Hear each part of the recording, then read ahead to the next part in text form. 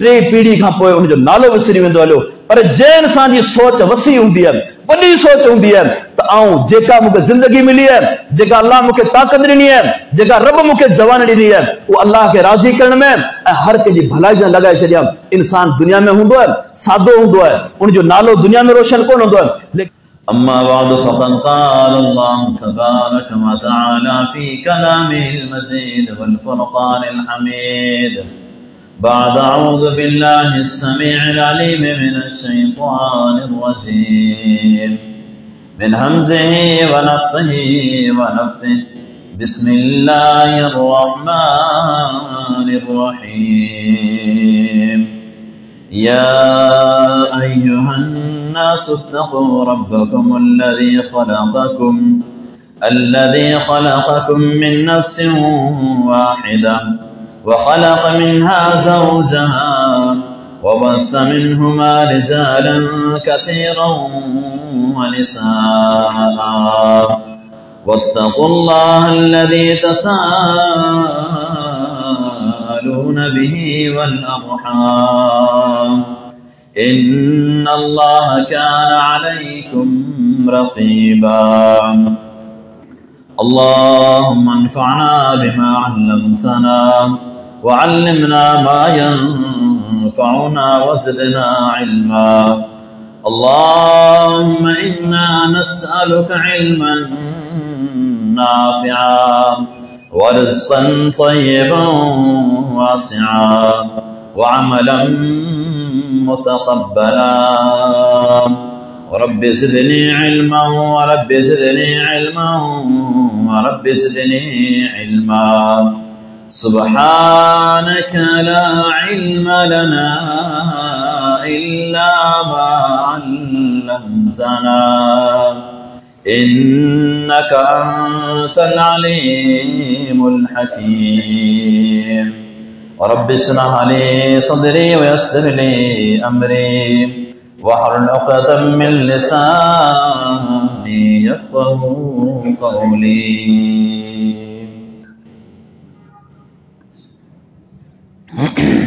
हर किस्म जी हमद सना बुजुर्गी ऐं किबरियाई अल्लाह तबारक व तआला जी ज़ात ला जुगाए जेको अकेलो हिन सॼी कायनात जो ख़ालिक मालिक राज़िक माबूद बरहक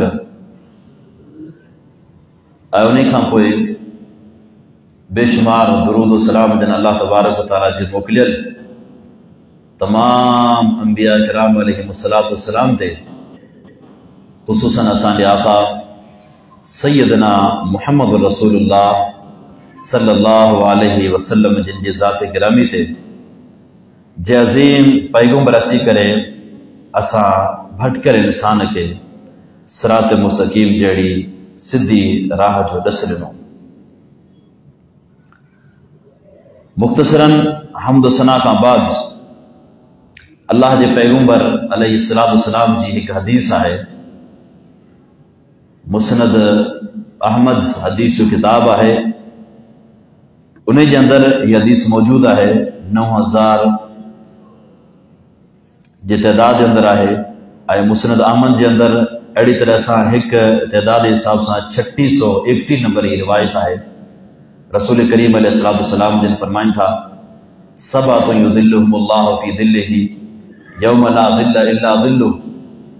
क़यामत जे ॾींहुं जॾहिं इंसान महशर जे मैदान में ईंदो कंहिं भी किस्म की छां कंहिं भी किस्म जो पाछो वग़ैरह न हूंदो, अल्लाह ताला जे अर्श मुबारक जी छां हूंदी, रब जे अर्श मुबारक जो पाछो हूंदो ऐं उन अर्श मुबारक जो पाछो नबी अलैहिस्सलातु वस्सलाम जिन फरमाइन था त 7 इन किस्म जा खुश नसीब माण्हू आहिनि जिनके अल्लाह तबारक व तआला पंहिंजे अर्श मुबारक जी छां नसीब कंदो। अल इमामुल आदिल, इंसाफ़ करण वारो अॻवान इमाम, चाहे वो कंहिं इलाइक़े जो अॻवान आहे, खणी जो वो कंहिं हिक पंहिंजे मखसूस ॻोठ जे महले जो अॻवान आहे या खणी पंहिंजे घर जो अॻवान आहे ऐं उन सां गॾोगॾु वशाबुन नशा बि इबादतिल्लाह, वो नौजवान जंहिंजी परवरिश अल्लाह जी इबादत में थी हुजे, वरजुलन क़ल्बुहु मुअल्लक़ुन बिल मसाजिद, वो शख्स जे इंसान जी दिल मस्जिद से अटकियल है, उन्हीं के फिक्र टेंशन, उन्हीं के हमेशा सोच मस्जिद के बारे में है। तो मस्जिद आबाद थिए, मस्जिद में मुझी हाज़िरी टाइम ते लगे, मस्जिद में आऊँ नमाज जमायत से पढ़ा, मस्जिद की फला ज़रूरत है वह सब का पहिरीं आऊँ पूरी करियां। अड़ी तरह से वरजुलान तहाब्बा फिल्लाह अज़्ज़ व जल्ल इज्तमा अलैहि व तफर्रक़ा अलैहि, उहे ब खुश नसीब जिन्हीं जी एक ॿिए सां मोहब्बत है, एक ॿिए सां ताल्लुक़ है, एक ॿिए सां उन्हनि जो सुठो ईअं सम्झो त हिकिड़ो सेटअप है, लेकिन ज़ाती लालच विच में का बि न आहे। ॿिन्हिनि जी नियत सिर्फ़ इहा है जो अल्लाह राज़ी थी वञे। यानी एक शख्स जी ॿिए सां मोहब्बत सिर्फ़ इन जे करे आहे जो हू नेक इंसान है, सुठो इंसान है, दीनदार है। उन दीन जे करे, उन नेकी जे करे ब शख्स जेके पाण में मोहब्बत कंदड़ आहिनि, अल्लाह तबारक व तआला क़यामत ॾींहुं उन्हनि ॿिन्ही खे अर्श अज़ीम जी छा नसीब कंदो। वरजुलन तसद्दक़ बिसदक़तिन अख़फ़ाहा हत्ता ला तअलम शिमालुहु मा तुनफ़िक़ु यमीनुहु, ऐं ॿियो उहो शख्स जेको अल्लाह जे रस्ते में ख़र्च करे थो पर दुनिया के कोन थो ॾेखारे, दुनिया खां पंहिंजी वाह वसूल नथो करे, दुनिया वारनि जे साम्हूं उनजो ॾेखा घटि करे थो, एतिरो त लिकाए के ग़रीब मिस्किन जी मदद करे थो जो साॼे हथ सां ॾे थो, खाॿे हथ खे ख़बर नथी पए त हुन छा ख़र्च कयो आहे, एतिरो लिकाए करे ॾे थो। अल्लाह जे नबी अलैहिस्सलाम फरमाइनि था इन्ही माण्हू खे बि अल्लाह तबारक तआला क़यामत ॾींहुं पंहिंजे अर्श मुबारक जी छा नसीब कंदो। वरजुलन ज़करल्लाह ख़ालियन फफ़ाज़त आइनाहु, ऐं ॿियो उहो शख्स आहे जे अकेलाई में माण्हुनि जे मजमे जे साम्हूं मुमकिन आहे लुड़क लाड़ण, इंसान पंहिंजी वुसत कोशिश मुताबिक़ उहो कमु करे सघे थो, लेकिन अकेलो वेही करे केर बि हिन खे ॾिसण वारो कोन्हे, को बि हिन जी वाह करण वारो न आहे, को बि हिन जी ॻाल्हि खे को वॾो वज़न ॾियण वारो न आहे। अकेलाई में अल्लाह खे यादि करे थो, अखियुनि मां ॿ लुड़क अची वञनि था, रब जे ख़ौफ़ में, अल्लाह जे डप में। हिकु हदीस आहे त अल्लाह ताला उन अखि जे मथां जहन्नम जी बाहित हराम करे छॾींदो, पर रब उन ई ख़ुश नसीब इंसान खे क़यामत ॾींहुं पंहिंजे अर्श मुबारक जी छा नसीब कंदो। वरजुलन दातु इमरतुन ज़ातु मनसबिन व जमालिन इला नफ्सिहा वक़ाल इन्नी अख़ाफुल्लाह, ऐं उहो शख्स आहे जे शख्स के का बि औरत जेका सुठे ख़ानदान वारी आहे, हिकु मनसब वारी आहे ऐं ख़ूबसूरत आहे, बुराई ॾे सॾे थी, ऐं उहो साम्हूं नौजवान जवाबु ॾे थो इन्नी अख़ाफुल्लाह, मूंखे अल्लाह जो डपु आहे, बुराई खां रोकण वारी शाइ दुनिया जे अंदरि का बि न आहे, को ॾिसण वारो न आहे। हर क़िस्म जा उन जे लाइ असबाब मुयसर आहिनि, सभिनी असबाब खे ठुकराईंदे करे सिर्फ़ अकेले अल्लाह जे डप में बुराई जे ऐन मौक़े खां पंहिंजो पाण खे बुराई खां हटाए थो। अल्लाह जे नबी अलैहिस्सलाम फरमाइनि था इन माण्हू खे बि अल्लाह पंहिंजे अर्श जी छा नसीब कंदो। यानी ही 7 क़िस्म जा उहे ख़ुश नसीब माण्हू आहिनि, उहे 7 क़िस्म जा ख़ुश नसीब इंसान आहिनि जिन खे रब रहमान क़यामत ॾींहुं पंहिंजे अर्श मुबारक जी छा नसीब कंदो। यौम ला ज़िल्ल इल्ला ज़िल्लुहु, जंहिं ॾींहुं अल्लाह जे अर्श मुबारक जी छां खां सवाइ बाक़ी का बि छां न हूंदी, को पाछो न हूंदो, को बि सायो न हूंदो। अॼु असां जेकॾहिं गौर करियूं था त हदीस जे अंदरि जिन माण्हुनि जूं सिफ़तूं ॿुधायलूं आहिनि, असां मां हर हिक खे कोशिशि करणु खपे त हर शख़्स इन मंझि जेके बि अमल, जेके बि नेकियूं, जेके बि सिफ़तूं ॿुधायलूं आहिनि, असां मंझि हर माण्हू जी ज़िमेदारी आहे, फ़र्ज़ आहे जो असां उन्हनि नेकियुनि खे पंहिंजे वस आहिल पंहिंजो पाण जे जिस्म जे मथां लागू करण जी कोशिशि करियूं। पर अॼु तव्हांजे साम्हूं इन्हनि सभिनी नेकियुनि जे अंदरां सिर्फ़ हिकिड़ी नेकी ते हिकु उन ख़ुशि नसीब इंसान ते रोशनी विझंदासूं जंहिंखे अल्लाह तबारक व तआला क़यामत ॾींहुं पंहिंजे अर्श मुबारक जी छा नसीब कंदो। इन हदीस में जेको ॿिए नंबर ते शख़्स आयल आहे वशाबुन नशा बि इबादतिल्लाह, उहो नौजवान जंहिंजी ज़िंदगी, जंहिंजी परवरिश, जंहिंजी जवानी जा ॾींहं अल्लाह जी इबादत में गुज़रिया हुजनि, इहो उहो नौजवान आहे जंहिं नौजवान खे क़यामत ॾींहुं अल्लाह तबारक व तआला पंहिंजे अर्श मुबारक जी छा नसीब कंदो। असां जेकॾहिं सोचूं था, छो हिन हदीस जे अंदरि अल्लाह जे नबी अलैहिस्सलाम सिर्फ़ नौजवान खे ख़ासि तरजीह छो ॾिनी आहे। इन हदीस में अल्लाह जे नबी अलैहिस्सलाम के पोढ़े पीरसन वॾी उमिरि वारे शख़्स जो ज़िक्र न कयो आहे, बल्कि हिकु नौजवान जो ज़िक्र कयो आहे। ऐं अहिड़ी तरह सां ॿी जॻह ते हदीस आहे, सुनन तिरमिज़ी जी रिवायत आहे, अल्लाह जे पैगंबर अलैहिस्सलाम जिन फरमाइन था त क़यामत ॾींहुं क़ाइम थींदो जॾहिं इंसान जो हिसाब किताब शुरू थींदो, हिसाब किताब इंसान जो शुरू थींदो त पोइ अल्लाह तबारक व तआला इंसान खां सवाल कंदो ऐं उन्हनि सवालनि जा जवाब इंसान खे ॾियणा पवंदा। पर कुझु अहिड़ा सवाल आहिनि जेसीं ताईं उन्हनि सवालनि जा जवाब सही न ॾींदो इंसान, एसी ताईं उन इंसान जी हिकिड़ी विख बि अॻिते कोन वधंदी। नबी अलैहिस्सलाम फरमाईंदा ला तज़ुलु क़दमा इब्न आदम यौमल क़ियामत मिन इंद रब्बिही, क़यामत जे ॾींहुं इंसान जा हिकिड़ी विख बि इंसान जी अॻिते न वधंदी, हिकिड़ो पेर इंसान अॻिते कोन खणी सघंदो रब जे साम्हूं हत्ता युसअल अन खम्सिन, तव्हांजो उन इंसान खां 5 शयुनि जो सुवाल न थिए। उहे 5 सवाल अन उम्रिही फीमा अफनाहो व अन शबाबिही फीमा बलाहो, उम्र जो सवाल थींदो, जवानी जो सवाल थींदो, व माली मिन अन इक्तसब व फीमा अनफक़हु, माल जो सवाल थींदो किथां कमायई ऐं किथे ख़र्च कई, व माज़ा अमिल फीमा अलिम, इंसान का सवाल थींदो तो छा दीन सिखियो आहे या न, जेकॾहिं सिखियो अथई त उन ते अमल तो केतिरो कयो आहे। इहे सवालनि जा जवाब जेसिताईं इंसान न ॾेई सघंदो एसी ताईं इंसान खे अॻिते विख खणण जी इजाज़त कोन हूंदी। ऐं इन हदीस ते गौर कंदासूं त अल्लाह जे नबी अलैहिस्सलाम फरमाईंदा ज़िंदगी जो सवाल थींदो ऐं ज़िंदगी खां पोइ फरमाईंदा व अन शबाबी फीमा अबलाहु, इंसान खां जवानी जो सवाल थींदो। जवानी ज़िंदगी जो हिस्सो आहे न, जॾहिं इंसान खां ज़िंदगी जो सवाल थी वियो, उम्र जो सवाल थी वियो त पोइ जवानी खे अल्लाह जे नबी सल्लल्लाहु अलैहि वसल्लम अलॻि छो ज़िक्र कयो आहे ऐं अल्लाह तबारक व तआला जवानी जे सवाल जवाब खे अलॻि छो ज़िक्र कयो आहे। इन में असांजे लाइ इन हदीस खे ऐं जेका हींअर मूं तव्हांखे हदीस ॿुधायमि इन हदीस खे साम्हूं रखूं था त मालूम थिए थो त जहिड़ी तरह सां दुनिया जे अंदरि बि जवानी जी ज़िंदगी जो जेको हिस्सो आहे, इंसान जी ज़िंदगी ईअं सम्झो त माउ जे रहम में 4 महीने खां पोइ शुरू थी वञे थी ऐं उनजी वफ़ात ताईं दुनिया जी ज़िंदगी असीं हले थी इंसान जी।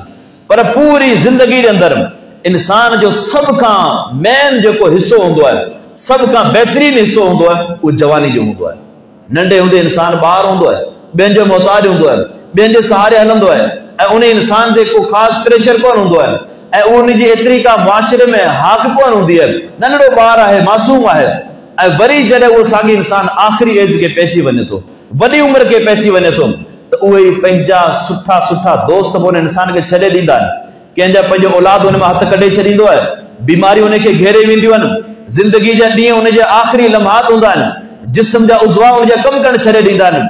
लेकिन विच वारो जेको हिस्सो आहे जवानी जो आहे, इंसान कमाईंदो बि इन हिसे में, इंसान औलाद जी ज़रूरत बि इंसान खे ईअं सम्झो त जेके मुआशिरे जा मामलात आहिनि, इंसान जी ज़रूरत मुआशिरे में बि इन ई उमिरि में इंसान खे पवंदी आहे। इंसान पंहिंजो हार सिंगार सूंहं पंहिंजे जिस्म माल औदे सभिनी शयुनि ते घणो ज़ोर इंसान इन्हनि ॾींहंनि में कंदो आहे। नंढो ॿार हो, अकिल न हो, सम्झ न हुई, अकिल मुकमल न हो, उन खे का वॾी सोच ज़हन में कोन हुई, लेकिन जवानी जे ॾींहंनि में सभु कुझु कंदो आहे ऐं उहे जवानी जा ॾींहं ई आहिनि जेके इंसान जी ज़िंदगी सॼे जे लाइ फ़ाइदेमंद हूंदा।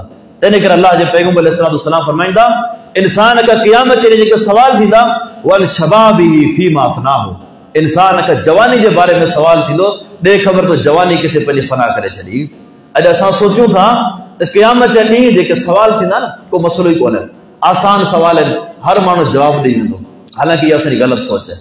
हिकिड़ो क़यामत जो ॾींहुं हुजे, मंज़र सभ खां ख़ौफ़नाक मंज़र आहे, हर इंसान जे मथां उन टाइम ते ख़ासि जेको प्रेशर जे हिसाब सां ॾिसूं था, अल्लाह तबारक व तआला इंसान खां जेको सवाल जवाब जो सिलसिलो हलंदो न, उहो को आम नॉर्मल अंदाज़ में कोन हलंदो। असांजी शायदि सोच इहा हुजे ठीकु आहे भला हुते असां जे दुनिया जे अंदरि मुतमइन करे छॾींदा आहियूं। दुनिया में ॾिसो इम्तिहान 2 क़िस्म जा हूंदा आहिनि। हिकिड़ो इम्तिहान उहो हूंदो जेको इंसान लिखत में ॾींदो आहे, रिटन टेस्ट हूंदी आहे, ऐं ॿियो इम्तिहान उहो हूंदो जेको इंसान ज़बानी ॾींदो आहे, वाइवाज़ हूंदी आहे। ऐं हर लिखियल पढ़ियल इंसान सम्झे थो मुश्किल तरीन इंसान जे लाइ इम्तिहान वाइवाज़ ज़बानी टेस्ट मुश्किल हूंदी आहे, छो त तहरीरी टेस्ट में इंसान खे सोचण जो मौक़ो मिले थो, ग़लति खे वरी सही करण जो मौक़ो मिले थो। भला जेकर कुझु लिखी छॾे त कंहिंजो प्रेशर कोन हूंदो आहे, लेकिन जेको ज़बानी इम्तिहान हूंदो आहे उन में सोचण जो मौक़ो कोन मिलंदो आहे ऐं उन में ग़लती खे दुरुस्त करण जो मौक़ो दोबारा कोन मिलंदो आहे ऐं उन ज़बानी टेस्ट में साम्हूं पुछण वारे जो प्रेशर बि हूंदो आहे। तव्हां ॾिसंदा हूंदा स्कूल में त ॿार चलो नंढी उमिरि उन्हनि जी, लेकिन वॾी लेवल जा माण्हू बि मुख़्तलिफ़ क़िस्म जी इंटरव्यूज़ में जॾहिं उहे साॻी रिटन टेस्ट में पास थी वेंदा आहिनि, वाइवाज़ में उहे साॻी फेल थी वेंदा आहिनि। कॾहिं कॾहिं हिकिड़े माण्हू खे उहा शइ यादि हूंदी आहे, इंसान जे ज़हन में शइ हूंदी आहे, लेकिन उहा ज़बान ते आणे कोन सघंदो साम्हूं वारे प्रेशर जे करे। ही दुनिया में इंसान जो प्रेशर। क़यामत जे ॾींहुं अल्लाह जी ज़ात इंसान ते जॾहिं हिसाब किताब सिस्टम शुरू थींदो त अल्लाह ताला कावड़ियल हूंदो। रब जी ज़ात ईअं सम्झो त इंसान खां जेको सवाल जवाब थींदो न, ऐं नाराज़गी जी इंतहा हूंदी। रसूल करीम अलैहिस्सलाम जो हदीस तो ॿुधी हूंदी जो क़यामत जे ॾींहुं जॾहिं हिसाब किताब में देर थींदी, सभई इंसान गॾिजी करे सैयदना आदम अलैहिस्सलाम वटि ईंदा, सैयदना नूह अलैहिस्सलाम वटि ईंदा, सैयदना इब्राहिम अलैहिस्सलाम वटि ईंदा। ॻाल्हि कहिड़ी आहे त अल्लाह जे साम्हूं अर्ज़ु रखो त हिसाब किताब जल्दी थिए। लेकिन हर नबी छा चवंदो, अॼु रब जी ज़ात एतिरी त नाराज़ आहे, अल्लाह एतिरो नाराज़ आहे जो असां नबियनि में जुरत कोन्हे असीं अल्लाह जे साम्हूं ॻाल्हाए सघूं। आदम अलैहिस्सलाम चवनि पिया, सैयदना नूह अलैहिस्सलाम चवे पियो जंहिं 950 साल अल्लाह जे दीन जी तबलीग कई आहे। इब्राहिम अलैहिस्सलाम चवे पियो जंहिंखे अल्लाह पंहिंजो खलील सॾियो आहे। ऐं तव्हांखे ख़बर आहे त दोस्त पंहिंजे दोस्त सां कॾहिं कॾहिं उहे मामला शेयर करे छॾींदो आहे जेके पंहिंजे सॻे भाउ सां शेयर कोन करे सघंदो आहे, जेके पंहिंजे सॻे पीउ सां बि शेयर कोन कंदो आहे। लेकिन दोस्त जे साम्हूं बग़ैर कंहिं हुजत जे इंसान उहो साॻी शइ शेयर करे छॾींदो आहे। लेकिन इब्राहिम अलैहिस्सलाम रब जो खलील आहे, क़यामत जे ॾींहुं इंसान खे चवंदो त अॼु आउं रब जे साम्हूं ॻाल्हाए कोन सघंदुसि। मूसा अलैहिस्सलाम जंहिंखे अल्लाह लक़ब कहिड़ो ॾिनो, कलीम जो, वकल्लम अल्लाह मूसा तकलीमा। दुनिया जे अंदरि एज़ाज़ अल्लाह ये मूसा अलैहिस्सलाम खे ॾिनो आहे। रब मूसा अलैहिस्सलाम दुनिया जे अंदरि उहो मुतालबो अल्लाह जे साम्हूं रखियो जेको कंहिं बि नबी कोन रखियो। उहो कहिड़ो आहे त अल्लाह तुंहिंजे पैगाम तुंहिंजी वही ते मूंखे यकीन ऐं ईमान आहे, लेकिन मुंहिंजी हिकिड़ी तमन्ना आहे ऐं तोखे ॾिसणु चाहियां थो। इन क़िस्म जो मुतालबो कंहिं नबी कोन रखियो, लेकिन मूसा अलैहिस्सलाम रखी वरितो। रब छा फरमायो त जबल ॾे ॾिस, फइन इस्तक़र मकानहु फसौफ तरानी। जेकर जबल पंहिंजी जॻह ते टिकियो रहियो न त मूंखे ॾिसी सघंदे। लेकिन मूसा अलैहिस्सलाम जॾहिं जबल अल्लाह जॾहिं जबल ते तजल्ली हुई, जबल जॾहिं ज़रा ज़रा थी वियो, मूसा अलैहिस्सलाम बेहोश थी वियो। त मूसा अलैहिस्सलाम बि उन ॾींहुं रब जे साम्हूं ॻाल्हाइण जी ज़रूरत कोन कंदो। सभई इंसान गॾिजी करे आख़िरी पैगंबर सैयदना मुहम्मद रसूलुल्लाह सल्लल्लाहु अलैहि वसल्लम जे साम्हूं ईंदा। अल्लाह जे नबी अलैहिस्सलाम फरमाइनि था, दुनिया जे अंदरि अल्लाह ताला जी ज़ात गनी आहे न, बेपरवाह आहे। रब जेकॾहिं चाहे त अल्लाह हिकिड़ी माकुड़ जी दुआ क़बूल करे छॾे, अल्लाह जेकॾहिं चाहे त हिकु मुशरिक जी दुआ क़बूल करे छॾे, रब जेकॾहिं चाहे त हिकिड़े नबी जी दुआ खे रद्द करे छॾे। अल्लाह ताला बाख्तियार आहे, अल्लाह ताला असमद आहे, अल्लाह ताला खे कंहिंजी परवाह कोन्हे। लेकिन अल्लाह ताला हर नबी खे दुनिया जे अंदरि हिकिड़ो मौक़ो ॾिनो आहे। उन मौक़े में जेका बि दुआ नबी घुरंदो उहा क़बूल थी वेंदी। ऐं हर नबी दुआ घुरी आहे। अल्लाह जे पैगंबर अलैहिस्सलाम फरमाया, जॾहिं अल्लाह मूंखे मौक़ो ॾिनो न, मूं रब जे साम्हूं अर्ज़ु कयो अल्लाह ऐं दुनिया में कुझु कोन थो घुरां, क़यामत जे ॾींहुं ऐं इंसान जी सिफारिश कंदुसि। उहो मौक़ो बि मिलियल आहे। लेकिन रसूल करीम अलैहिस्सलाम जॾहिं फरमाया, जॾहिं इंसान मूं वटि ईंदा त रब जे अल्लाह एतिरो कावड़ियल हूंदो जो आउं डायरेक्ट अल्लाह जे साम्हूं मुतालबो रखण जी ज़रूरत कोन कंदुसि। पोइ अल्लाह जे साम्हूं सजदो कंदुसि ऐं सजदे जे अंदरि उहा तारीफ़ कंदुसि जेका दुनिया में तारीफ़ कोन कई हूंदी। अल्लाह जे पैगंबर दुनिया में रब जी तारीफ़ में कहिड़ी कसर छॾी आहे दुनिया जे हिसाब सां। रसूल करीम अलैहिस्सलाम जी तारीफ़ जा अल्फाज़ केतिरा हदीसनि में अचनि था। नबी अलैहिस्सलाम जॾहिं वञनि पिया फजर नमाज़ ते, अल्लाह जे नबी पंहिंजी घरवारी खे ॾिसनि था, मुसले ते वेठल आहे ऐं वापसि नबी सल्लल्लाहु अलैहि वसल्लम अचनि था इशराक पढ़ी करे। अल्लाह जे पैगंबर जी अक्सर आदत मुबारक हूंदी, फजर पढ़ी मुसले ते वेही रहंदा हुआ, सिज उभरंदो, उन खां पोइ इशराक नमाज़ पढ़ी करे वापसी पंहिंजे घर ईंदा हुआ। अल्लाह जे नबी जेको माण्हू ईअं अमल करे थो, फजर नमाज़ जमात सां पढ़े थो, मुसले ते वेठो रहियो आहे ऐं सिज उभरण ताईं उन खां पोइ 2 रकात या 4 रकात इशराक पढ़ी वापसी अचे थो, उनखे हज जा उम्रे जो सवाब मिली वञे थो। अल्लाह जे नबी सल्लल्लाहु अलैहि वसल्लम वापसी अचनि था त अञा उम्मुल मोमिनीन पंहिंजे मुसले ते वेठल आहिनि। पाण अलैहिस्सलाम ॿुधाइनि था त जेको तो अमल कयो आहे, यानी फजर खां वेंदे इशराक ताईं हज उम्र जे बराबर सवाब आहे। लेकिन तोखे दुआ हिकिड़ी ॿुधायां थो, उन दुआ जो सवाब इन अमल खां वॾो अथो। उहो कहिड़ी दुआ आहे? अल्लाह जे नबी दुआ सेखारी, सुभान अल्लाह बिहम्दिही अदद ख़ल्क़िही व रिज़ा नफ़्सिही व ज़िनत अर्शिही व मिदाद कलिमातिही। 5 कलिमात आहिनि। रसूल करीम अलैहिस्सलाम अल्लाह जी तारीफ़ कई आहे, सुभान अल्लाह बिहम्दिही, अल्लाह जी पाकाई आहे जेतिरी रब जी ज़ात जी तारीफ़ जुॻाए थी। अदद ख़ल्क़िही, जेतिरो अल्लाह जी मख़लूक जो तइदाद आहे। अल्लाह जी मख़लूक केतिरी आहे? असां खुद सोचूं जेकर असीं सिर्फ पंहिंजे शहर जे मथां गौर करियूं, असां शहर त वॾी ॻाल्हि आहे, लेकिन असांजे शहर जे नंढड़े हिसे जा सिर्फ जीत से शुमार करे सघूं भला। कंहिं हिकिड़ी माकुड़ी जे सोराख ते वेही करे असीं उन अंदरि माकुड़ियूं केतिरियूं शुमार करे सघूं। असीं कॾहिं कॾहिं कंहिं वण जे हेठि वेही करे उन वण में पत्ता केतिरा आहिनि, पन केतिरा आहिनि, असीं करे शुमार करियूं भला। ही त असांजे साम्हूं आहे, इंसाननि जी तइदाद आहे, जिन आहिनि, मलाइक आहिनि, अल्लाह जी केतिरी मखलूक आहे हिन ज़मीन ते। अञा ॿी ज़मीन आहे, अञा टी ज़मीन आहे, 7 ज़मीन आसमान ते अल्लाह जी मखलूक केतिरी आहे। नबी अलैहिस्सलाम फरमाया बैतुल्लाह खां मथे बैतुल मामूर आहे, अल्लाह जा फ़रिश्ता रोज़ानो 70,000 फ़रिश्ता अल्लाह जी इबादत कनि था, ऐं जंहिं फ़रिश्ते खे हिकु चकर वारो मिले थो क़यामत जे ॾींहुं दोबारा वारो कोन मिलंदो। एॾा अल्लाह जा फ़रिश्ता आहिनि, रब जा फ़रिश्ता, ये अल्लाह जी मखलूक। अल्लाह जे नबी फरमाया अल्लाह जी तारीफ़ एतिरी आहे अदद ख़ल्क़िही, जेतिरी रब जी मखलूक जो तइदाद आहे। अल्लाह ताला पंहिंजे अल्लाह जे नबी तारीफ़ कई आहे, सुब्हानल्लाह व बिहम्दिही अदद ख़ल्क़िही व रिज़ा नफ़्सिही, उन तारीफ़ में जंहिंमें रब पाण राज़ी थी वञे। व रिज़ा नफ़्सिही व मिदाद कलिमाती, अल्लाह जे नबी अलैहिस्सलाम जिन अल्लाह जी तारीफ़ कई आहे, सुब्हानल्लाह व बिहम्दिही अदद ख़ल्क़िही व रिज़ा नफ़्सिही व ज़िनत अर्शिही, जेतिरो अल्लाह जे अर्श मुबारक जो वज़न आहे। रब जे अर्श जो वज़न, हिकु हदीस में इशारो अचे थो त ज़मीन आसमान जे विच में जेको छिटो आहे, स्पेस आहे, फ़र्क़ु आहे, 500 सालनि जो मुफ़ासिलो आहे। ऐं हिकु आसमान जी थोल एतिरी आहे जेतिरो ज़मीन आसमान में छिटो आहे, वरी हिकु आसमान खां ॿिए आसमान ताईं एतिरो स्पेस आहे। इहे 7 आसमान एतिरो छिटो, ऐं जेतिरो ज़मीन आसमान विच में छिटो एतिरा आसमान हर थुल्हो आहे। ऐं ईअं ई साॻी ज़मीनूं आहिनि, हर ज़मीन एतिरी थुल्ही आहे, इन खां वरी एतिरो हेठि स्पेस आहे, वरी ॿी ज़मीन आहे। इहे 7 ज़मीनूं आहिनि, 7 ज़मीनूं 7 आसमान। उन खां मथे अल्लाह जे नबी फरमाया पाणी आहे, पाणी जो हेठां उतर ऐं मथियों हिसो, उनजी एतिरी थोल आहे जेतिरो ज़मीन आसमान विच में फ़र्क़ु आहे। एतिरे फ़र्क़ खां पोइ मथे अल्लाह जी कुर्सी आहे। रसूल करीम सल्लल्लाहु अलैहि वसल्लम मिसाल ॾींदा, ही 7 ज़मीनूं, 7 आसमान, इहो पाणी, सभु अल्लाह जी कुर्सी जे मुक़ाबले में ईअं आहिनि जेकॾहिं वॾे थाले में तव्हां चंद सिका रखी छॾियो।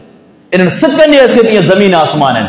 ऐं वरी उन खां मथे अल्लाह जो अर्श आहे। ही 7 ज़मीनूं, 7 आसमान, इहे मख़लूकूं, रब जी कुर्सी, इहे सभई अल्लाह जे अर्श जे मुक़ाबले में ईअं आहिनि। जे खुलो मैदान हुजे, उन मैदान में तव्हां को छल्लो उछलाए छॾियो, इहे छल जे मुक़ाबले में ज़मीनूं आसमान रब जे अर्श जे मुक़ाबले में नज़र अचनि थियूं।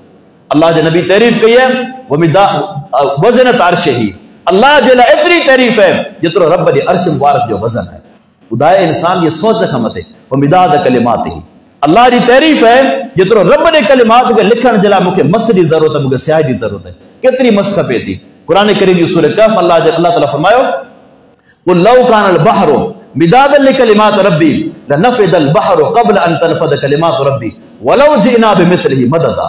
रब जे कलिमात खे लिखण जे लाइ हिन ज़मीन जो सॼो पाणी जेको आहे मस थी वञे। तव्हांखे ख़बर आहे त अक्सर हिसो पाणी आहे ऐं थोरो हिसो ज़मीन जो आहे। इन साॻी ज़मीन जो पाणी मस थी वञे, तव्हां अल्लाह जे कलिमात लिखो कि मस ख़त्म थी वञे। वलौ जिना बिमिस्लिही मददा, अल्लाह फरमाए थो अञा तव्हांखे एतिरो ॿियो पाणी मस करे ॾियां, तव्हां अल्लाह जे कलिमात लिखो, तव्हांजी मस ख़त्म थी वेंदी, रब जा कलिमात कोन खुटंदा।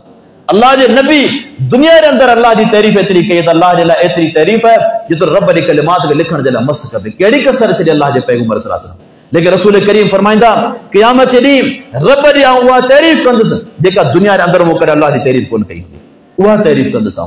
ऐं आख़िरकार अल्लाह ताला मूंखे हुकुम कंदो, या मोहम्मद इरफा रासक वसल तोतर वशफा तो शफा, ए मोहम्मद सल्लल्लाहु अलैहि वसल्लम हाणे पंहिंजे मथो मुबारक मथे कर, हाणे सवाल कर, सवाल जो जवाब मिलंदो, मुतालबो कर त मुतालबो मञो वञो। अल्लाह जल फरमाए उन खां पोइ आऊं पंहिंजो बंद मुबारक मथे खणंदुसि, रब जे साम्हूं अर्ज़ रखंदुसि, अल्लाह मख़लूक जो हिसाब किताब थिए। छो अल्लाह जी ज़ात एतिरी नाराज़ हूंदी क़यामत जी, जंहिं ॾींहुं को पैगंबर जुरत कोन कंदो तुंहिंजी मुंहिंजी कहिड़ी हैसियत आहे असीं अल्लाह जे साम्हूं सवालनि जो जवाब ॾेई सघूं। अॼु के दुनिया जे के आम ऑफिसर जे साम्हूं सवालनि जो जवाब ॾींदे मुंहिंजी वेंदा आहियूं, ही त रब जी ज़ात आहे। तंहिं करे नबी अलैहि सलाम फरमाया क़यामत जे ॾींहुं इंसान जॾहिं अल्लाह जे साम्हूं ईंदो, एतिरी कावड़ में रब पुछंदो वन शबाबिही फीमा अफ़नाहु, भला जवानी जा ॾींहं किथे गुज़ारिया आहिनि तूं, तुंहिंजी जवानी किथे गुज़री आहे, कहिड़नि कमनि में तुंहिंजी गुज़री आहे जवानी। जवानी इंसान जी ज़िंदगी जो मेन हिस्सो आहे। असां तारीख़ जे करे गौर करियूं था, रसूल करीम अलैहिस्सलाम जे हदीसनि ते गौर करियूं, अल्लाह जे पैगंबर सल्लल्लाहु अलैहि वसल्लम नौजवाननि ते ख़ासि तवज्जो ॾिनी आहे। नबी अलैहिस्सलाम बाक़ायदा केतिरियूं हदीसुनि, या माशर शबाब मन इस्तता मिनकुमुल बात फलियतज़व्वज, या माशर शबाब, अल्लाह जे नबी नौजवाननि खे मुखातिब थी करे फरमायो, ओ नौजवानो पंहिंजे अल्लाह जे नबी अलैहिस्सलाम जे केतिरियूं हदीसूं केतिरा अमल ॿुधाइनि पाण में जेको माण्हू मूंखे पंहिंजी शर्मगाह पंहिंजी ज़बान जी हिफ़ाज़त ज़मानत ॾींदो अज़मन लहुल जन्नह ऐं मोहम्मद रसूलुल्लाह उन नौजवान खे जन्नत जी ख़ुशख़बरी ॾींदुसि ऐं मोहम्मद रसूलुल्लाह उन जे लाइ जन्नत जी जेको ज़मानत ॾींदुसि। त जवानी जा ॾींहं इंसान जे लाइ सभ खां क़ीमती ॾींहं हूंदा आहिनि ऐं जवानी आहे जेका इंसान जी ज़िंदगी जो ख़ुलासो आहे। असांजे मुआशिरे में हक़ीक़त जे अंदरि अक्सर तौर ते तक़रीबन इहो हूंदो आहे ऐं पंहिंजा हम उमिरि ऐं पंहिंजा उहे दोस्त साथी जिन माण्हुनि जी सोच इन दुनिया ते हूंदी आहे त असांजा ही ॾींहं को मसइलो कोन्हे जवानी हूंदी खाइण जे लाइ पीअण जे लाइ हलण जे लाइ मस्ती करण जे लाइ कुझु बि कोन्हे करणो त उन्हनि दोस्तनि जे लाइ इहो हिकिड़ो अर्ज़ु आहे त असांजे मुआशिरे में असांजे अक्सर नौजवान इन जवानी जे क़ीमती ॾींहंनि खे जिन खे असीं जेके सोन सां भेटियो न त सोन जी का हैसियत ई कोन्हे। सोन के भी इंसान जवानी में कमाए सके तो ये दुनिया जा महल ऐं दुनिया जी सभई मंज़िलूं इंसान जवानी में हासिल करे सके तो उन्हनि शयुनि खे एॾी क़ीमती शइ खे असां ईअं ज़ाया करियूं पिया या त ग़लति कम जे पोयां या उन खां सवाइ बि फुज़ूल ऐं ज़ाया असांजे ॾींहं ईअं वञनि पिया का ख़बर ई कोन थी पए का ख़बर ई कोन थी पए। तंहिंजे करे अल्लाह जे पैगंबर सल्लल्लाहु अलैहि वसल्लम असांखे इन्हनि ॾींहंनि जो जेके क़ीमती इंसान जे ॾींहंनि ख़ासि असांखे ताक़ीद कई अथनि इन्हनि ॾींहंनि जी पंहिंजे पाण खे हिफ़ाज़त करणी आहे। असांजो नौजवान तक़रीबन असांजे मुआशिरे में अक्सर करे नौजवान तबिको बेदीन दीन खां परे असांजे मुस्लमान मुआशिरे में नज़र ईंदो आहे। दीनदारी या अल्लाह जे दर में अचणु अल्लाह जे घर में अचणु इन जी असांजे मुआशिरे में उमिरि तक़रीबन छा आहे जॾहिं इंसान अवर जी थी वेंदो आहे। तव्हां ॾिसो तव्हां जेके दोस्त असांजा सऊदी विया हूंदा हज जा उमिरि ते तव्हां उते नोट करियो वॾी उमिरि जा तव्हांखे पोढ़ा जेके हज जा उमिरि ते नज़र ईंदा या असांजे पाकिस्तान हूंदा या भारत जा हूंदा यानी एशिया खंड जा तव्हांखे माण्हू मिलंदा। एशिया खां सवाइ बाक़ी तव्हांखे दुनिया जे कंहिं बि मुल्क जा हरू भरू तव्हांखे उते अल्लाह जी इबादत में को पोढ़ो माण्हू नज़र कोन ईंदो। असांजे मुल्क जे अंदरि या असांजे मुआशिरे में तक़रीबन तव्हांखे सऊदी अरब में हज या उमिरि ते आउं सम्झां थो 95% 95% तव्हांखे उहे माण्हू मिलंदा जेके पंहिंजे जिस्म मां बेज़ार हूंदा जिन माण्हुनि में का सघ ई कोन हूंदी हलण जी जिन माण्हुनि में झुकण जी सघ कोन हूंदी जेके माण्हू ॿियनि जे सहारे हूंदा। छो त असां जवानी जे ॾींहंनि में पंहिंजी मस्ती कईसूं जवानी जे ॾींहं असांजा अल्लाह जे इबादत लाइ आहिनि ई कोन असांजे इबादत जा ॾींहं नोट करे छॾियासीं जॾहिं 60-70 खां क्रॉस कयोसीं पोइ अल्लाह जो दर आहे पोइ अल्लाह जो घर आहे ऐं उन टाइम ते जॾहिं इंसान रब जे दर में ईंदो जवानी पंहिंजी ज़ाया करे उहे ॾींहं क़ीमती ख़तमु करे अल्लाह जे दर में अचण खां पोइ तमन्ना हूंदी रब जे साम्हूं सजदो करे सघूं अल्लाह खे राज़ी करण जे लाइ सजदो करियां। ऐं तव्हांखे ख़बर आहे अल्लाह ताला खे सभ खां वधीक इंसान खे पसंदि सजदो हूंदो आहे सभ खां वधीक नबी अलैहिस्सलाम जन फरमाईंदा इंसान अल्लाह खे वेझो सभ खां वधीक सजदे जी सूरत में हूंदो आहे। इंसान जॾहिं अल्लाह जे दर में अचे थो रब जे साम्हूं पंहिंजा हथ ॿई मथे खणी करे पंहिंजा हथियार फिटा करे थो अल्लाह दुनिया में मुंहिंजी ताक़त आहे दुनिया में मुंहिंजो नालो आहे लेकिन तुंहिंजे दर में ख़ाली हथ न आयो आहियां न मुंहिंजे हथनि में नेकी आहे न आउं को ताक़तवर आहियां। पंहिंजा हथ सीने ते ॿधी रब जे साम्हूं जॾहिं आजिज़ी वारी इल्तिजा करे थो रब जे साम्हूं के फ़क़ीर थी करे अचे थो अल्हम्दुलिल्लाह रब्बिल आलमीन अर्रहमान रहीम मालिक यौमिद्दीन रब जी तारीफ़ करे थो अल्लाह जवाब ॾे हिन इंसान खे आख़िर इंसान अल्लाह खां घुरण शुरू करे थो रुकू करे थो जॾहिं सजदो करे थो उन सजदे जे अंदरि इंसान पंहिंजी आजिज़ी निबड़ थी इंतहा करे छॾे थो अल्लाह जे साम्हूं पंहिंजे ज़बान हाल सां चए थो अल्लाह हिन चेहरे खे जंहिं चेहरे खे ख़ूबसूरत तो बनायो हो मुंहिंजो सभु कुझु चेहरो आहे मुंहिंजो नज़र चेहरे में ॿुधण चेहरे में ॻाल्हाइण चेहरे में दिमाग़ मुंहिंजो चेहरे में ऐं हुस्न जो ताल्लुक मुंहिंजो चेहरे सां आहे जेकॾहिं इज़त वारी शइ टोपी पटको तॾहिं मुंहिंजे चेहरे ते आहे मुंहिंजो पूरो टारगेट मुंहिंजो चेहरो आहे अल्लाह उहो साॻी चेहरो दुनिया जे साम्हूं कंहिंजे साम्हूं कोन झुकायमि लेकिन तुंहिंजे दर में अॼु ज़मीन ते रखी करे चवंदो अल्लाह मग़फ़िर मूंखे माफ़ कर। अॼु उहो सजदो नौजवानी जे ॾींहं गुज़ारे करे जॾहिं पीरी जे ॾींहंनि में असीं आयासीं मस्जिद में अल्लाह जे घर में दिलि चाहे थी तमन्ना आहे रब जे साम्हूं सजदो करे पंहिंजे गुनाहनि जी माफ़ी वठां लेकिन छा करियां मूंखे जिस्म मुंहिंजो इजाज़ कोन पियो ॾे मुंहिंजा उज़वा मूंखे इजाज़ कोन पिया ॾियनि न मूंखे रुकू करणु मुंहिंजा उज़वा ॾियनि था न मूंखे सजदो करणु ॾियनि था तॾहिं उन टाइम परेशान थींदासूं यार हाणे अल्लाह जे साम्हूं सजदो त करियां लेकिन ज़िंदगी जा ॾींहं विञाए छॾियासीं हाणे ऐं मुंहिंजो जिस्म मजबूर आहियां सजदो कॾहिं कोन थो सघां तंहिंजे करे चवंदा आहिनि जेतिरा सजदा करणा आहिनि जवानी में करियो पीरी जे अंदरि इंसान निमाज़ पढ़ंदे बग़ैर सजदे केतिरा माण्हू असां ॾिठासीं ये अल्लाह जी नेमत है रब जी नेमत इंसान जेको क़दर न कंदो आहे उन में इंसान पछाड़ी में पछताईंदो आहे पछताइण पोइ कहिड़े कम जो आहे पोइ पछताइण इंसान जो कहिड़े कम जो थींदो उहे ॾींहं वेंदा हलिया हा पीरी जे ॾींहंनि में अल्लाह जे घर में अचणु सुठो कमु आहे भलो कमु आहे केतिरा ई असांजा मुस्लमान आहिनि जिन खे इन्हनि ॾींहंनि में बि अल्लाह जे घर में अचण जी तौफ़ीक़ कोन मिलंदी आहे सुठी ॻाल्हि आहे लेकिन अक्सर अल्लाह खे इबादत एक पीरसन माण्हू खां नौजवान जी बात वधीक पसंद ईंदी आहे, नौजवान जी बात वधीक पसंद ईंदी आहे। ऐं तंहिंजे करे अल्लाह जल फरमायो शाबुन नशा फी इबादतिल्लाह है, वो नौजवान जंहिंजी ज़िंदगी जंहिंजी जवानी जा ॾींहं अल्लाह जी इबादत में गुज़रिया हुजनि। इबादत हर उन कम जो नालो आहे जंहिंखां अल्लाह राज़ी थी वञे, जंहिंखां अल्लाह राज़ी थी वञे। लाज़मी न आहे असां इबादत खे सिर्फ़ बाउंड पंहिंजी मस्जिद ताईं करे छॾियूं, मस्जिद में आयासीं इबादत है। दुनिया जो हर नेकी जो कम, हर वो कम जंहिंखां अल्लाह राज़ी थी वञे इबादत है। तो माशरे में आयो खिदमत ख़ल्क़ करे तो इबादत है, मिस्कीननि जी मदद करे तो इबादत है, जानवरनि ते रहम करे तो इबादत है, के इंसान जा बाएं मिली थियो तो इबादत है, पंहिंजे घर वारनि जो ख्याल करे तो इबादत है। अल्लाह इबादत जो वसी दरवाज़ो रखियो है। असां त इबादत खे महदूद करे छॾियोसीं न, असां सोचियोसीं इबादत सिर्फ़ इहा जो अल्लाह जे घर में आयासीं, हाणे पीरी थी वई, पोड़ा थी वियासीं, हाणे असीं अल्लाह जे घर खां इबादत कंदासीं। ठीकु है, इहा बि इबादत है, इहो फर्ज़ है, लेकिन उहे सभई कम जेके असांजे जवानी जे ॾींहंनि में हूंदा आहिनि उहे असांखे सभई करणा आहिनि। अॼु असांजे मुआशिरे में जेको नौजवान ग़लत रस्ते ते वञे थो, हिकु बेदीनी हूंदी आहे, ऐं ॿिया उहे माण्हू आहिनि जेके दीन जे नाले ते ख़बर न आहे कंहिं तरफ़ वञनि पिया। जेको इंसान जंहिं तरफ़ जेको थो छिके थो, ऐं अक्सर करे तव्हां ॾिसो न, जेके बि गुमराह फ़िरका हुजनि या के बि सही हुजनि, उन जो टारगेट नौजवान हूंदा आहिनि। तव्हां सियासत जे मैदान में ॾिसो, तव्हां अदब जे मैदान में ॾिसो, तव्हां तइलीम जे मैदान में ॾिसो, तव्हां कंहिं बि अस्करी इदारे में ॾिसो, जवानी जे ॾींहं ख़तमु, तव्हांजी जेको सो ईअं सम्झो त उते एंट्री नो एंट्री, तव्हांजी कंहिं बि क़िस्म जी का दाख़िला कान्हे। तव्हां केतिरा बि तव्हां तइलीम याफ़्ता हुजो, लेकिन जवानी जे ॾींहं ख़तमु, हाणे तव्हांजे लाइ किथे बि का वैकेंसी कान्हे, का बि तव्हांजे लाइ अॻियां पोस्ट कोन्हे। ऐं जंहिं मैदान में तव्हां ॾिसो था, जेकॾहिं सियासत जे मैदान में ॾिसूं था, त बि यूथ खे हिकिड़ी पंहिंजी अहमियत आहे, उनजी हिकिड़ी पंहिंजी हैसियत आहे। जेकॾहिं अदब जे मैदान में ॾिसूं था, त बि नौजवान जी पंहिंजी हैसियत आहे। जेकॾहिं उन्हनि गुमराह माण्हुनि खे ॾिसूं था, जेका असांजे इस्लाम जा, असांजे दीन जा, असांजे मुआशिरे जा, अल्लाह जे क़ुरान जा दुश्मन आहिनि, उन्हनि जो टारगेट असांजे नौजवान हूंदा आहिनि। मुख़्तलिफ़ क़िस्म जा ख़्वाब ॾेखारींदड़, बाबा हीउ जेको तव्हां दीन सिखो पिया, हीउ तव्हांजी ऊंधाई में असां तव्हांजो मुस्तक़बिल विझंदो, तंहिंजे करे हीउ रस्तो हिन तरफ़ आहे।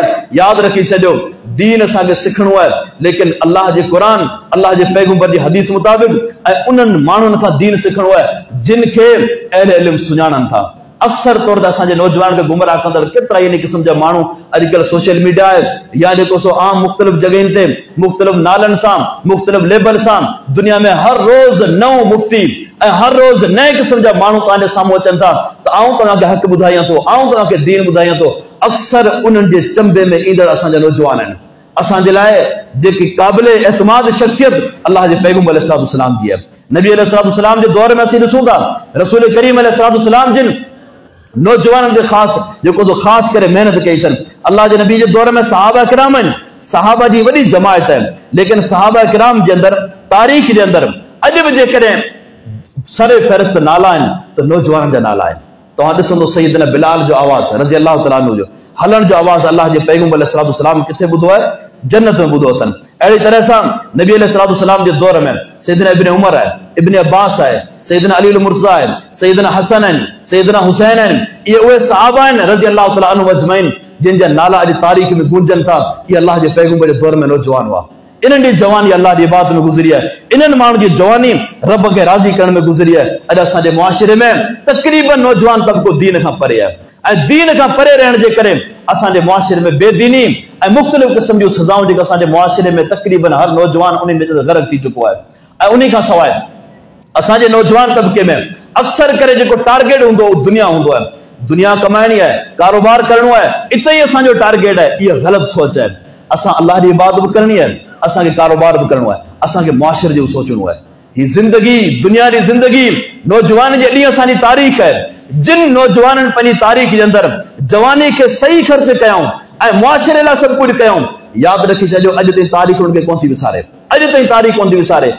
मूं तव्हांखे सहाबा जो मिसाल ॾिनो, मुहद्दिसीन जा मिसाल अचनि था। तव्हां कंहिं बि तारीख़ जी किताब खणी ॾिसो।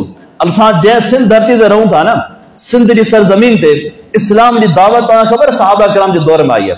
सहाबा किराम जे दौर में मुग़ीरा बिन अबिल असक़फ़ी, हकम बिन अबिल असक़फ़ी रज़ी अल्लाह तआला अन्हुमा ॿ सहाबी आहिनि जेके बाक़ायदा सफ़र करे अचनि था असांखे इस्लाम जी तबलीग करण जे लाइ। ऐं उन में हिकिड़ो असांजे सिंध में लहे थो देबल बंदरगाह ठठे जे वेझो, ऐं ॿियो अॻियां वञे थो भारत जो कोन। ऐं उन वक़्त में सिंध जो एरियो, भारत जो काफ़ी हिसो, अहिड़ी तरह सां मुल्तान, इहे सभई एरिया सिंध जी सरज़मीन सॾाईंदा हुआ। उन्हनि सहाबा किराम हिन सिंध धरती ते इस्लाम जी दावत ॾिनी। 30 जे क़रीब सहाबा किराम अचनि था हिन सिंध धरती ते इस्लाम जी दावत ॾियनि था। तव्हां जॾहिं तारीख़ खणंदो बाबुल इस्लाम जो नालो ईंदो, नालो कंहिंजो गूंजंदो? मोहम्मद बिन कासिम रहमुल्लाह जो। अरे दुश्मन जी अख में ॾेई करे कंडो त मोहम्मद बिन कासिम छो? नौजवान हो, नौजवान हो। हुन जवानी जे ॾींहंनि में पंहिंजा सभई शौक़ छॾे करे तव्हांजे ऐं मुंहिंजे फिक्र करण जे लाइ हुतां खां काफ़िलो वठी करे अक्सर हबश जा माण्हू आहे उन्हनि खे वठी करे सिंध सरज़मीन खे बाक़ाइदा इस्लामी रियासत क़ाइमु कयऊं, जंहिं करे अॼु बि तारीख़ उन माण्हू जो नालो वठे थी। अॼु बि दुश्मन खे जेकॾहिं नफ़रत आहे त मोहम्मद बिन कासिम जे नाले खां नफ़रत आहे।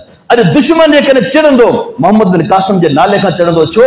हुन जवानी जे ॾींहं इस्लाम जी ख़िदमत कई आहे, हुन जवानी जे ॾींहंनि में उम्मत जो फिक्र कयो आहे, हुन नौजवानी जे ॾींहंनि में तव्हांजे मुंहिंजे मुस्तक़बिल जो फिक्र कयो आहे। अॼु जेकॾहिं असां पंहिंजे जवानी जे ॾींहंनि में ॿियनि माण्हुनि जो फिक्र कंदासूं, पंहिंजी ज़ात जो फिक्र आख़िरत जे फिक्र खां बाद में असीं ॿियनि जे लाइ सोचींदासूं, मुआशिरे लाइ सोचींदासूं, मुआशिरे जी तारीख़ असांखे कॾहिं कोन विसारींदी। तंहिंजे करे इहे नौजवाननि जे लाइ हिकिड़े क़िस्म जो अल्लाह ताला असांखे टारगेट ॾिनो आहे। ऐं उन खां सवाइ नौजवानी जे ॾींहंनि खे अल्लाह जे नबी सल्लल्लाहु अलैहि वसल्लम ख़ासि ताक़ीद इन करे ॾिनी आहे जो नौजवानी में अक्सर करे इंसान जे जज़्बा हूंदा आहिनि, इंसान जा जोश हूंदा आहिनि। तंहिंजे करे अक्सर फितना, फसाद, वेड़, झेड़ो इहे सभई शयूं इंसान खां जवानी जे ॾींहंनि में थींदियूं आहिनि। जवानी जे ॾींहंनि में इंसान में बेसब्री अची वेंदी आहे ऐं इंसान चवंदो हाणे मुंहिंजी सभु कुझु आहे, ताक़त है मूंखे न, फलां माण्हू मुंहिंजे मुक़ाबले में अचे थो, उनजी कहिड़ी हैसियत आहे, अॼु आऊं सभु कुझु आहियां। हालांकि अल्लाह तबारक व तआला क़ुरान करीम में उन्हनि माण्हुनि जो बार बार ज़िक्र कयो आहे जेके माण्हू अल्लाह कारण सब्र कनि था। त रसूल करीम सल्लल्लाहु अलैहि वसल्लम ख़ासि करे सब्र जी ताक़ीद कई आहे। अल्लाह ताला क़ुरान करीम में केतिरा ई ज़िक्र कया आहिनि। फरमाया बनी इसराइल खे असां फिरौन जी हुकूमत खे ख़त्म करे बनी इसराइल खे असां उहे साॻी महल उहे जॻहियूं ॾिनियूं। सबब कहिड़ो? बिमा सबर व दमरना मा कान यसना फिरौन व क़ौमुहु व मा कानू यारिशून। छाजे करे जो बनी इसराइल सब्र कयो। अल्लाह ताला फरमायो उन्हनि माण्हुनि जे लाइ जेके माण्हू सब्र कनि था, वामिलु सालिहात उलाइका लहुम मग़फ़िरतुन व अज्रुन कबीर, उन्हनि जे लाइ अल्लाह ताला माफ़ी रखी आहे। वल्लज़ीन सबरु इब्तिग़ा वजहि रब्बिहिम वक़ामु सलात, जिन माण्हुनि में सब्र जी ख़ासियत अची वञे थी फरमाया लहुम उलाइका लहुम उक़बद्दार, उन्हनि जे लाइ बहितरीन अल्लाह ताला घर रखियो आहे। ऐं रब जी ज़ात तवक्कुल इहे सभई अल्लाह ताला फरमायो जेके माण्हू सब्र कनि था लननज़ियन्नल्लज़ीन सबरु अजरम बिअहसनि मा कानू यअमलून, उन इंसान खे सभ खां बहितरीन असीं अजर ॾींदासूं। त नौजवानी जे ॾींहंनि में इंसान जो जेको शैतान जो हमलो हूंदो आहे हिकिड़ो इहा शइ हूंदी आहे त दुनिया तव्हांजो टारगेट आहे ऐं बेसब्री जंहिंजे करे इंसान में मुख़्तलिफ़ क़िस्म जूं शयूं अची वेंदियूं आहिनि। त ही जेके असांजी ज़िंदगी जा ॾींहं आहिनि असां हिनखे क़ीमती बनाइण जी कोशिशि करियूं। इहो ई सबब जो रसूल करीम अलैहिस्सलाम जिन असांखे ख़ासि ताक़ीद कई आहे, ख़ासि ताक़ीद कई आहे। सबत युज़िल्लुहुमुल्लाहु फ़ी ज़िल्लिही यौम ला ज़िल्ला इल्ला ज़िल्लुहु, जंहिं ॾींहुं अल्लाह ताला अर्श मुबारक जी छां नसीब कंदो उन्हनि छां नसीब जिन माण्हुनि खे थींदी उन्हनि में हिकिड़ो उहो नौजवान हूंदो व शाबुन नशा फ़ी इबादतिल्लाह, जंहिंजी जवानी जे ॾींहं अल्लाह जे इबादत में गुज़रिया हूंदा, जंहिंजी जवानी रब जी इबादत में अल्लाह जे दीन ख़ातिर मख़लूक जी ख़िदमत ख़ातिर हर उन चङे कम जे ख़ातिर गुज़री हूंदी जेको अल्लाह खे पसंदि आहे। ऐं इहा ई शइ हूंदी जेका असांजे लाइ तारीख़ जो हिसो हूंदो आहे। इंसान दुनिया में केतिरा अचनि था, वरी सुभाणे वेंदा हलिया, इंसान वञनि था दफ़न थी, नालो ख़ासि दफ़न थी वञे थो, लेकिन यादि रखी छॾियो जिन इंसान जो टारगेट इंसान जी भलाई हूंदी आहे ॿियनि माण्हुनि जे लाइ सोचणु हूंदो आहे, हमेशह जिन ज़िंदगी जा ॾींहं पंहिंजा अवाम जी भलाई जे लाइ सोचे छॾिया हूंदा, रब उन्हनि माण्हुनि जो नालो कॾहिं दुनिया में दफ़न कोन कंदो आहे। तारीख़ उन्हनि खे कॾहिं कोन विसारींदी आहे। केतिरा ई मिसाल असांजे साम्हूं अचनि था जेके माण्हू विया हलिया, पैसो सभु कुझु कोन्हे, जेकॾहिं पैसो उहिदो असांखे कमु ॾिए हा न त इब्राहिम अलैहिस्सलाम जो नालो अॼु ज़िंदा आहे, नौजवान हो, जवानी अल्लाह जे ख़ातिर ॾिनई, आज़र खे केरु कोन थो अॼु यादि करे। मूसा अलैहिस्सलाम नौजवान हो, जवानी जे रब जी बात ॾेई छॾी, अॼु तारीख़ हुनखे यादि करे थी। यहूदी चवनि था असांजो मूसा हो, मुस्लमान चवनि था असांजो हो, लेकिन उन दौर जो हुक्मरान पैसो आहे, अवाम आहे, फौज आहे, सभु कुझु आहे, लेकिन हुन वटि फिक्र सिर्फ़ु पंहिंजी ज़ात जो आहे, पंहिंजी शख़्सियत जो फिक्र आहे। अॼु फिरौन जो नालो धरती तां मिटिजी चुको आहे। तव्हांखे यादि रखणु खपे त फिरौन को नालो कोन्हे, फिरौन हिकिड़ो उहिदो आहे। जे पाण वटि मुख़्तलिफ़ उहिदा हूंदा आहिनि, चीफ ऑफ आर्मी आहे, सदर आहे, वज़ीर आज़म आहे, इहे फिरौन हिकिड़ो उहिदो आहे, उहिदो यादि आहे, नालो छा हो अॼु तारीख़ में नालो ई उनजी विसरी वियो हलियो आहे, यादि ई कोन्हे। अॼु तव्हां पूरी धरती ते ॾिसो, तव्हांखे मिस्र में बि ॾेखारियो न के माण्हू पंहिंजे फ़ख्र जे तौर ते पंहिंजे औलाद जो नालो फिरौन जो रखियो हुजे। अॼु कारून जो नालो दुनिया वारनि खां विसरी वियो आहे, अॼु निमरूद जो नालो दुनिया वारनि खां विसरी वियो आहे। कहिड़ी खोट हिननि माण्हुनि वटि हुई? उहिदा हुआ, फौज हुई, अवाम हुई, पैसो, सभु शइ मौजूदु हुई, लेकिन फिक्र पंहिंजी ज़ात जो हो त मुंहिंजे लाइ सभु कुझु थिए, आउं पंहिंजे लाइ कुझु करे वञा, पंहिंजे औलाद लाइ करे वञा, मुआशिरो जे कॾहिं को नुक़सान वञे को मसइलो ई कोन्हे, ज़ात जो फिक्र आहे। अज आज़र जो नालो कोने, इब्राहिम नौजवान जो नालो है जेके आज़र घर में कढी छॾियो। उन मूसा अलैहिस्सलाम जो नालो अज धरती ते मौजूद है, लेकिन फिरौन जो नालो कोने।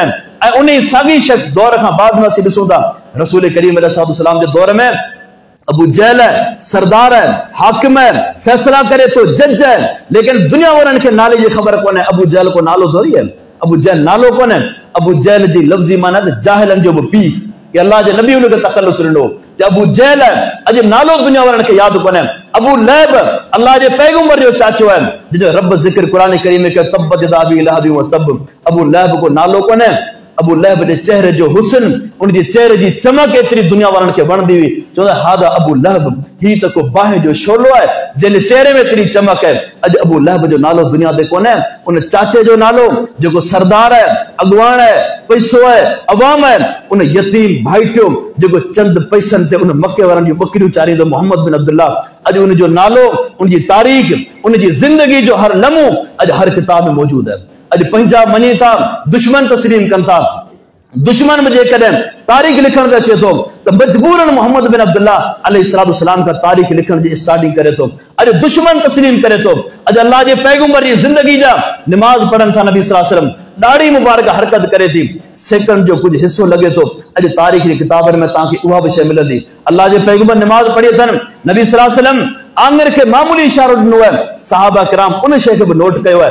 अज उन नौजवान जे पंहिंजी जवानी अल्लाह खे राज़ी करण जे लाइ, इंसाननि जी भलाई जे लाइ लॻाए छॾी, अल्लाह उन जी ज़िंदगी जो हिकिड़ी आंगर जे इशारे खे बि तारीख़ महफ़ूज़ करे छॾियो आहे।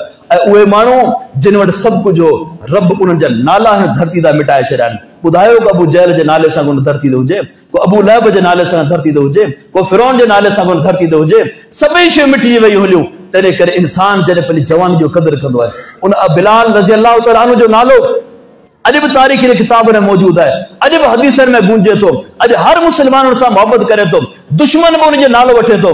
लेकिन बिलाल गुलाम कंहिं वटि मक्के में, जेके सईदना बिलाल के मक्के में गिलींदा हुआ, जेके सईदना बिलाल के टाननि ते लेटाईंदा हुआ, अज सरदारनि जा नाला कोन्हनि, लेकिन उन नौजवान जा नाला अज भी तारीख़ में गूंजनि पिया। याद रखी छॾियो, जे इंसान जो टारगेट दुनिया हूंदो आहे, सोच दुनिया ते हूंदी आहे, ज़ात ते सोच हूंदी आहे, पाण दफ़न थींदा, नाला भी दफ़न थी वेंदा हलिया, टे पीढ़ी खां पोइ उनजो नालो विसरी वेंदो हलियो। पर जे इंसान जी सोच वसी हूंदी आहे, वॾी सोच हूंदी आहे त आऊं जेका मूंखे ज़िंदगी मिली आहे, जेका अल्लाह मूंखे ताक़त ॾिनी आहे, जेका रब मूंखे जवानी ॾिनी आहे, उहा अल्लाह खे राज़ी करण में ऐं हर कंहिंजी भलाई जा लॻाए छॾिया।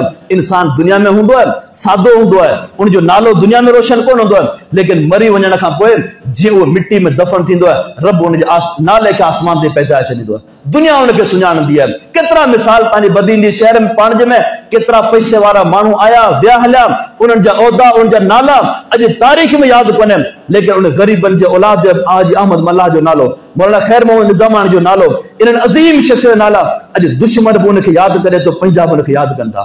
ही छा आहे? ही मन कान लिल्लाह कान अल्लाहु लहू। जे इंसान जी ज़िंदगी रब जे लाइ थी वई, रब उन इंसान खे कामयाब करे छॾींदो आहे। त ही चंद जेके नसीहतूं सभ खां पहिरीं मूं पंहिंजे लाइ, उन खां पोइ मूं पंहिंजे हम उमिरि उहे दोस्त, उहे साथी जेके असांजे इन साॻी ज़िंदगी जे इंतहाई अहम हिस्से में पंहिंजो हलनि पिया, यादि रखी छॾियो, ही ज़िंदगी जा ॾींहं आहिनि, ही जवानी जा ॾींहं आहिनि, ही सिज जे वांगुरु हूंदा आहिनि, ही पाछे वांगुरु हूंदा आहिनि। अॼु सिज ॿिनि पहिरनि जे टाइम ते आहे, ख़बर ई कान पए, चंद कलाकनि खां पोइ सिज लही वेंदो हलियो, सिज लही वेंदो, उंधाई थी वेंदी। जवानी जा ॾींहं बि ईअं, असां इन ॾींहं जो क़दुरु करियूं, इन ॾींहं जो क़दुरु कंदासूं त अल्लाह ताला असांखे इन शइ जो ज़रूरु अजर ॾींदो। अल्लाह ताला असांखे ज़रूरु इन शइ जा जेको सो इंसान खे अंजाम ते पहुचाईंदो। पर जॾहिं इंसान ॾींहंनि जो क़दुरु न कंदो आहे ऐं पंहिंजी जवानी जे ॾींहंनि खे ग़लति इस्तेमालु कंदो आहे ऐं ग़लति कम जे पोइ अचणु लॻी वेंदो आहे, पोइ जवानी जे ॾींहंनि में इंसान नशा करणु शुरू कंदो आहे, कूड़ ॻाल्हाइणु शुरू कंदो आहे, इंसान ज़ुल्म ज़्यादतियूं करणु शुरू कंदो आहे, पंहिंजी ॾाढ मुआशिरे मथां ॾेखारणु शुरू कंदो आहे, इंसान पंहिंजी हर क़िस्म जी बुराई शुरू करे छॾींदो आहे। त उन वक़्तु यादि रखी छॾे, इहे ॾींहं वेंदा हलिया, सुभाणे जॾहिं ई खट जे हवाले थींदो, हिन जे अखियुनि में नज़र कोन हूंदी, कननि में ॿुधण जी ताक़त कोन हूंदी, हथनि में पकड़ण जी ताक़त कोन हूंदी, हली कोन सघंदो। सुञाणप त वॾी हुई, लेकिन अॼु पंहिंजे पुट खे कोन थो सुञाणे। ॿुधण त वॾी ॻाल्हि हुई, अॼु नंढड़े वॾे आवाज़ खे पंहिंजे कन ते बि कोन थो ॿुधी सघे। अॼु उहो साॻी माण्हू गिराह खणी पंहिंजे मुंहं ते कोन थो पहुचाए सघे। उहे ॾींहं बसि यादि करियूं, उन्हनि माण्हुनि खे बसि ॾिसूं जिन जो नालो हो, जिन जी हाक हुई, जिन जी जवानी में हिकिड़ी ताक़त हुई, लेकिन अॼु ताक़त पंहिंजे जिस्म ताईं महदूद कोन्हे उन्हनि माण्हुनि जी। वो साॻी माण्हू अॼु मजबूर थी करे पंहिंजी चारपाई ते उथी करे खाई कोन था सघनि, पी कोन था सघनि, पंहिंजी हाजत पेशाब जे लाइ कोन था उथी सघनि। एतिरी मजबूरी जॾहिं पुछंदा त यार हिन जी जवानी में के ॾींहं हूंदा हुआ।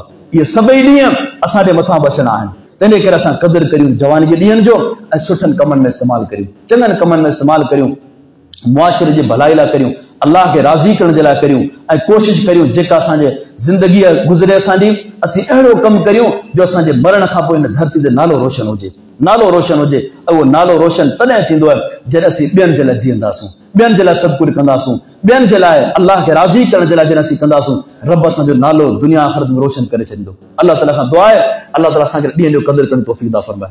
अल्लाह असांखे पंहिंजी इबादत करण जी तौफ़ीक़ अता फरमाए। अल्लाह ताला असांखे हमेशह पंहिंजे दर जो मोहताज बनाए। रब असांखे ॿियनि जे दरनि जी मोहताजी खां बचाए।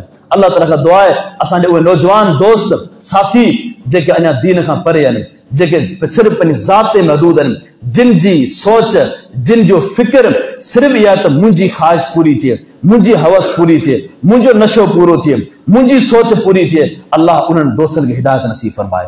अल्लाह ताला खां दुआ आहे जिन नौजवाननि जी इहा नियत आहे त कुझु करे वञूं, अल्लाह बि राज़ी थी वञे, रब राज़ी थी वञे, आख़िरत असांजो छुटकारो थी वञे ऐं मुआशिरे में को फ़ाइदो ॾेई वञूं, इंसान लाइ कुझु करे वञूं, दुनिया जे अंदरि लाइ कुझु करे वञूं, त अल्लाह ताला उन्हनि खे अञा मज़ीद हिम्मत ऐं तौफ़ीक़ ॾे।